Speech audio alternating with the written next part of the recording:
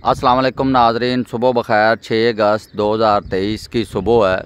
उम्मीद करता हूँ आप सब खैरियत से होंगे।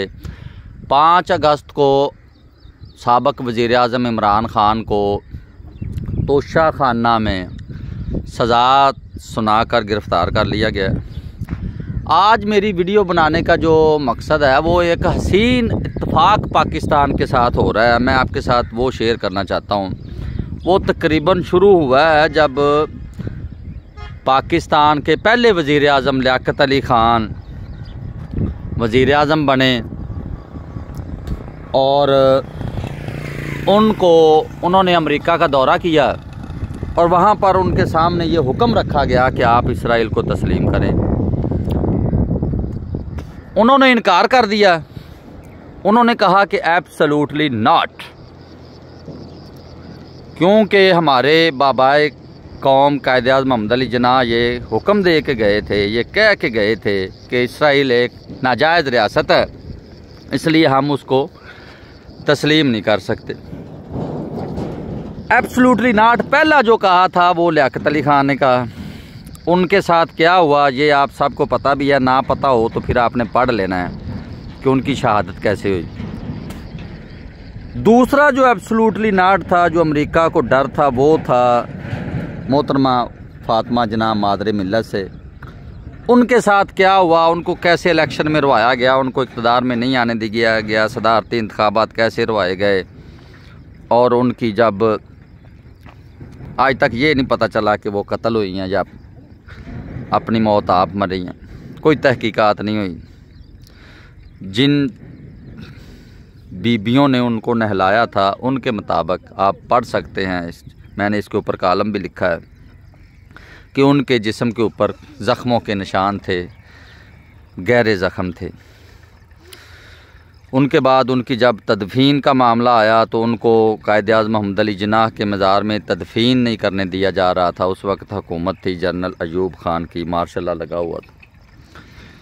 फिर कराची वाले बाहर निकले, वहाँ पे कर्फ्यू लगा, वहाँ पे आंसू गैस चली, फिर जाके कहीं इजाज़त मिली। 2 वाक़े हो गए। उसके बाद जो तीसरा एब्सोल्युटली नॉट था वो कहा था साबिक़ वज़ीर आज़म, सदर और civil martial administrator Zulfikar Ali Bhutto ने। उन्होंने जब अमेरिका के हेनरी किसिंजर ने उन्होंने कहा कि आप अपना एटमी जो प्रोग्राम कर रहे हैं वो आप ख़त्म कर दें, उन्होंने कहा कि एब्सोल्युटली नॉट। बड़ा मशहूर, उन्होंने पाबंदियों का डराना दिया, हम भूखा मार देंगे आपको, ये जब वो मशहूर थी कि हम घास खा लेंगे लेकिन एटम बम बनाएंगे। ज़ुल्फ़िकार अली भुट्टो ने अमेरिका को एब्सोल्युटली नॉट कहा। उनका क्या अंजाम हुआ वो सब आपको पता है। उनको एक झूठे केस में सज़ाए मौत, फांसी दे दिया गया। चौथा जो एब्सोल्युटली नॉट था वो कहा था डॉक्टर अब्दुल कदीर ख़ान ने, जिसको मीडिया कभी भी हाईलाइट नहीं करता, नहीं दिखाता। जब ज़ुल्फ़िकार अली भुट्टो ने इनकार किया तो उन्होंने डॉक्टर कदीर ख़ान को अप्रोच किया, उनको कहा सब कुछ उनके साथ सारा जो अमेरिका करता है, हनी ट्रैप की कोशिश भी की होगी, डराया भी होगा, धमकाया भी होगा। उन्होंने भी एब्सोल्युटली नॉट कह के अपना मिशन जारी रखा और पाकिस्तान को नाकाबिले तस्खीर बना दिया सारी ज़िंदगी के लिए। ये सबसे बड़ा जो एहसान आज हम आज़ाद फ़ज़ाओं में सांसें ले रहे हैं ना, ये मोहसिन पाकिस्तान डॉक्टर अब्दुल कदीर ख़ान का है। उसके साथ अमेरिका ने क्या किया वो सब आप जानते हैं। उनको जनरल मुशर्रफ ने 8-9 साल नज़र बंद रखा, बच्चों को नहीं मिलने दिया। डॉक्टर अब्दुल कदीर ख़ान के आप उधर देख सकते हैं, डॉक्टर अब्दुल कदीर ख़ान के साथ जो हुआ है उनकी वीडियोज़ हैं, उनके बयानात पड़े हुए हैं। उनको बच्चों से जनरल मुशर्रफ ने जो उनके साथ किया था, आखिरी मरने तक उनकी जो पटिशनें थी सुप्रीम कोर्ट में पड़ी हुई थी, जिनमें वो उन्होंने सिर्फ यही गुजारिश की थी चीफ जस्टिस से कि मैं एक पाकिस्तानी हूँ, मुझे अपने रिश्तेदारों से घर से बाहर निकलने की इजाज़त क्यों नहीं है, मैंने कौन सा जुर्म किया है। मरने तक उसकी किसी सुप्रीम कोर्ट के चीफ जस्टिस को हिम्मत नहीं हुई कि उसकी वो पटिशन सुन लें या उसकी वो दरख्वास्त सुन लें कि उनको क्यों नज़रबंद किया हुआ है। ये थे मोहसिन पाकिस्तान डॉक्टर अब्दुल कदीर के साथ जो एब्सोल्युटली नॉट कहने के जुर्म में अमेरिका ने किया, अमेरिका ने बल्कि करवाया। ये किसी को भूल नहीं होनी चाहिए कि पाकिस्तान में अमेरिका का असर और सोख कितना है। उसके बाद आ जाएं एक एब्सोल्युटली नॉट जनरल ज़ियाउल हक आमर, जो था पाकिस्तान की जमहूरियत पे शब खून मार के जिसने कब्ज़ा किया था, उसने भी कह दिया था जब वो मज़ाइलों मजूलों का अमेरिका के साथ रोला था, तो वो कह रहे थे हम इतने मज़ाइल आपको देते हैं, आप आगे रशिया के ख़िलाफ़ अफ़गानिस्तान में इतने इस्तेमाल करते हैं, बाकी किधर जाते हैं। वो इधर थे, या वो ओजरी कैंप का जो धमाका भी हुआ था उस सिलसिले में जब उनको पता चला कि जनरल ज़ियाउल हक अब हमारी बात नहीं सुन रहा है, आप तारीख़ पढ़ के देख लें, अवाम को तो पता है उसका भी फड्डा अमेरिका के साथ ही था। कहते हैं कि मैंने भी किताब पढ़ी है जिसमें जो अमेरिका का एम्बेसडर था उस वक़्त भारत में, आजकल वो जर्मन में बेचारा है, अमेरिका में भी नहीं रह रहा, उसने अपनी किताब में लिखा है कि किस तरह वो जो जहाज़ में वो मवाद इस्तेमाल किया था इसराइल से आया था और इंडिया से उधर पहुंचा था, और उनका जनरल ज़ियाउल हक का जहाज़ जिसमें हमारे पता नहीं कितने जर्नैल भी बेचारे शहीद हुए, वो तबाह कर दिया। आज तक कोई तहकीक नहीं हुई, कोई पता नहीं चला, सब कुछ खो खाते। उसके बाद एक एब्सोल्युटली नॉट जो है वो कह दिया नवाज शरीफ ने, मियाँ नवाज शरीफ, जो 2/3 अक्सरियत के साथ पाकिस्तान के ऊपर हुकूमत कर रहे थे। 1997 में उनको अवाम ने 2/3 अक्सरियत दी, तो जब इंडिया ने एटमी धमाके किए तो उनके ऊपर बहुत प्रेशर था। डॉक्टर अब्दुल कदीर ख़ान बार बार ऐलान कर रहे थे कि हमारे मज़ाइल तैयार हैं, एटम बम के तजर्बात के लिए सब कुछ तैयार है जी, करते नहीं है ये वो।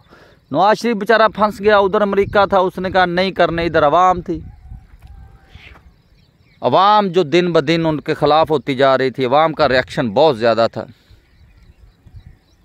नवाज शरीफ ने फिर धमाके कर दिए, यानी कि अमेरिका के ख़िलाफ़ वर्जी कर दी हुक्म की। एब्सोल्युटली नॉट तो नहीं कहा, लेकिन ये कि मजबूर हो गया, अमेरिका की हुक्म अदुली कर बैठा बेचारा।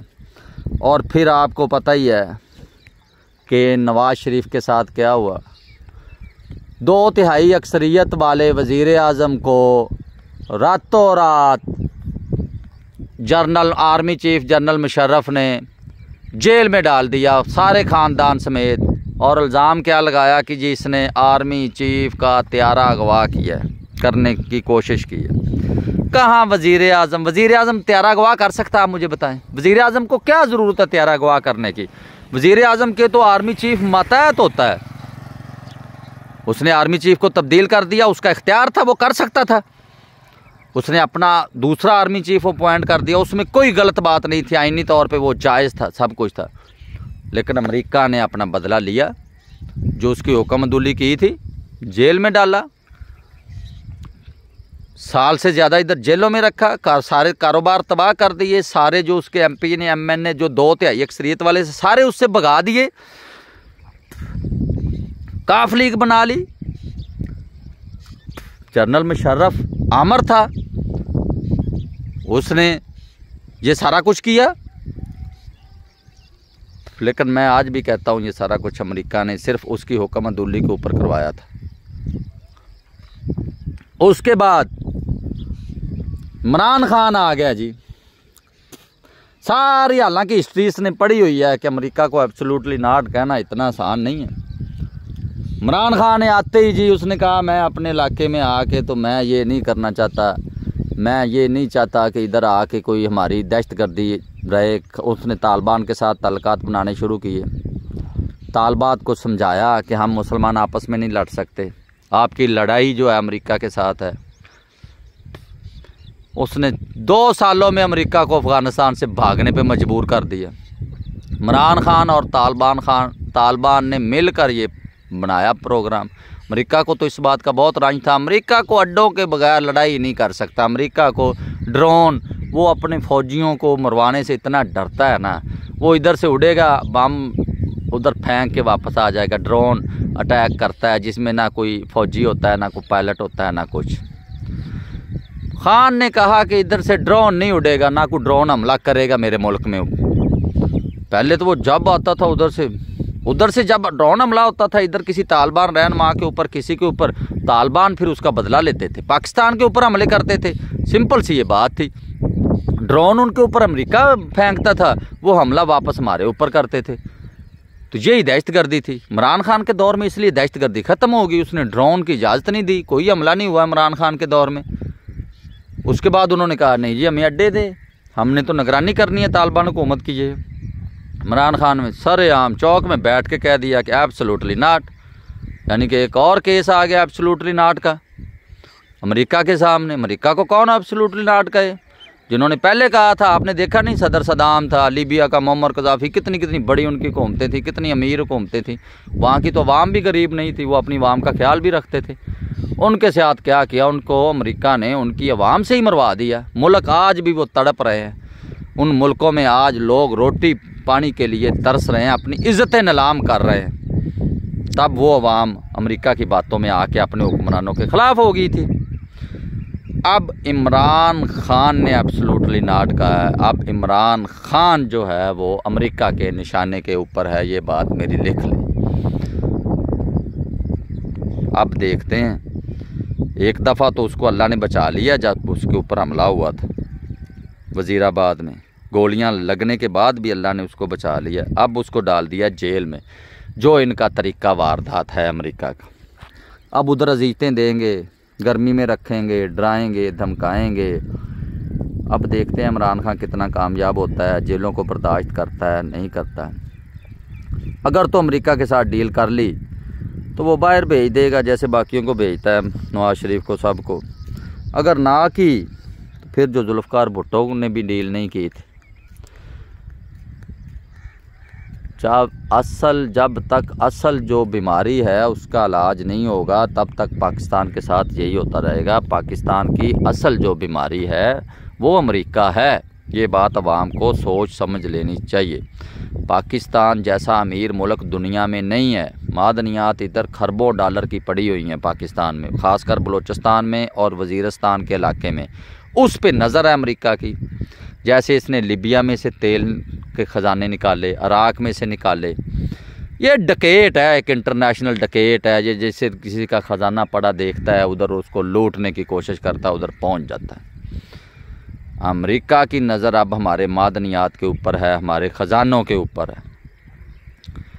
हम जैसा अमीर मुल्क दुनिया में नहीं है। हम ज़री भी हैं और मादनियात से भी माला माल हैं। हमें तो डबल अल्लाह ने फ़ायदा दिया है।